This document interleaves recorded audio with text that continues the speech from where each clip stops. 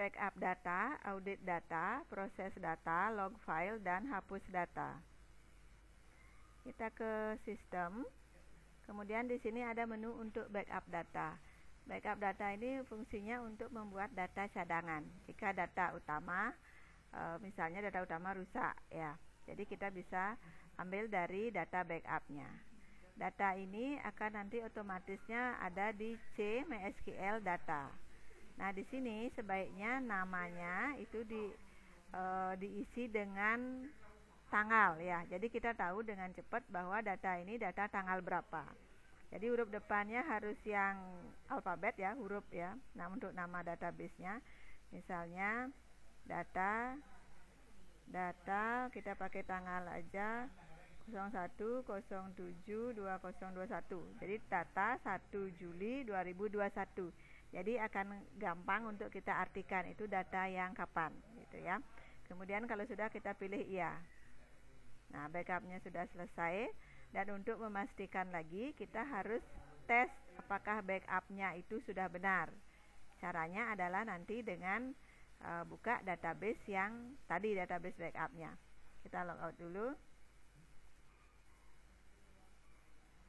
Backup ini tidak usah lagi kita backup, ya. Kita buka programnya, kita setting, panggil data tadi, data 01/07/2021. Tinggal connect. Nah, jika di sini sudah muncul semua data kita, berarti backupnya sudah berhasil. Contoh tadi kita di user password itu, nah di sini udah ada Ayu, Sri, admin, Dina. Nah, berarti ini data kita sudah sama dengan data asli yang di backup tadi. Nah, kalau sudah ini database-nya kan ini data backup-annya. Setelah kita tes, kita harus kembali lagi ke data aslinya.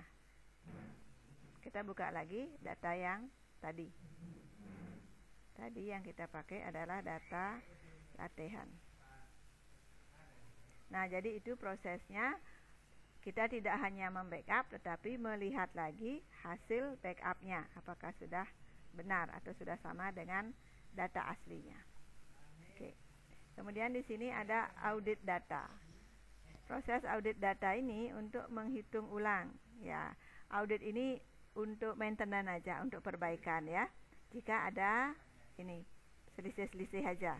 Nah, audit data itu fungsinya untuk ini, untuk audit penjualan komplement dengan summary penjualan, ya.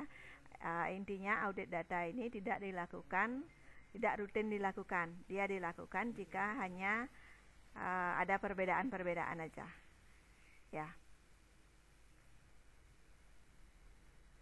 Jadi kita lakukan berdasarkan kasus atau perbedaan yang terjadi saja. Misalnya, ini kita klik audit penjualan komplement dengan summary penjualan. Nah, ini proses ini di sini udah ada keterangannya.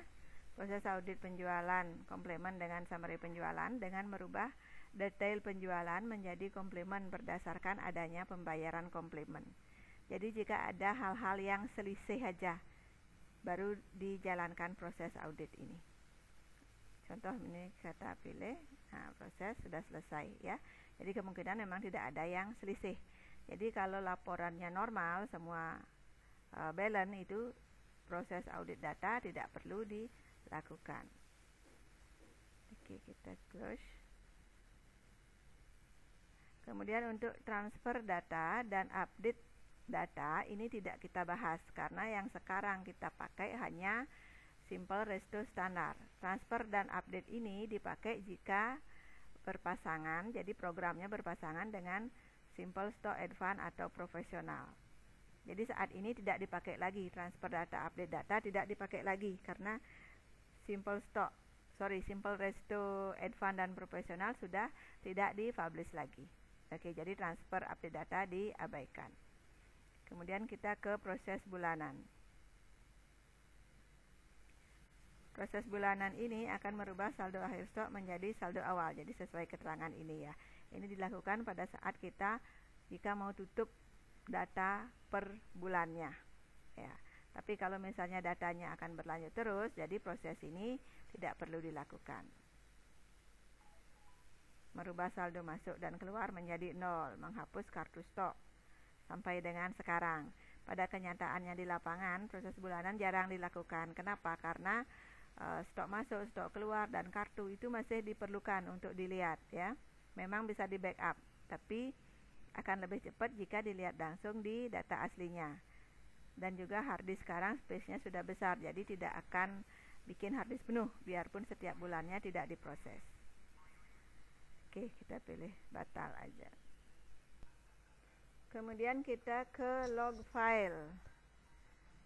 Nah, log file kita refresh. Nah, jadi ini menunjukkan menu-menu apa aja yang kita buka. Ini per hari ya.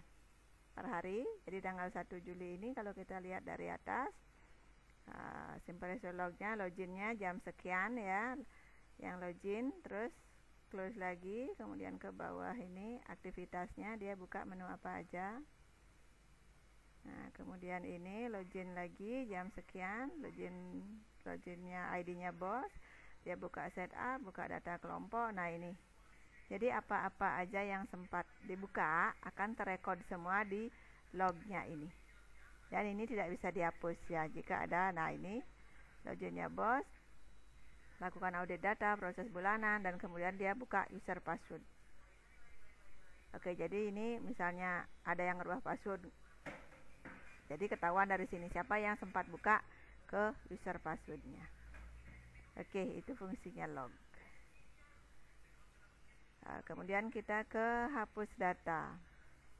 Hapus data ini akan menghapus data berdasarkan kriterianya ya. Contoh ini data penjualan. Tapi ini sebelum hapus harus di backup dulu seperti proses backup yang tadi. Jadi backup data dulu, setelah di backup buka hasil backupnya, kalau sudah sesuai atau sudah benar dengan data aslinya, baru kembali ke data aslinya ini untuk lakukan proses hapus data. Karena sekali data ini dihapus, misalnya data ini dari tanggal 1 sampai tanggal, misalnya Juni ya, tanggal 1 sampai tanggal 30 Juni misalnya. Begitu ini diproses, dihapus, datanya udah nggak bisa balik lagi. Jadi harus benar-benar dipastikan bahwa backup sudah benar dan memang data ini akan dihapus. Baru boleh lakukan proses hapus data. Yang dihapus data penjualan. Oke, itu semua penjelasan untuk di sistem.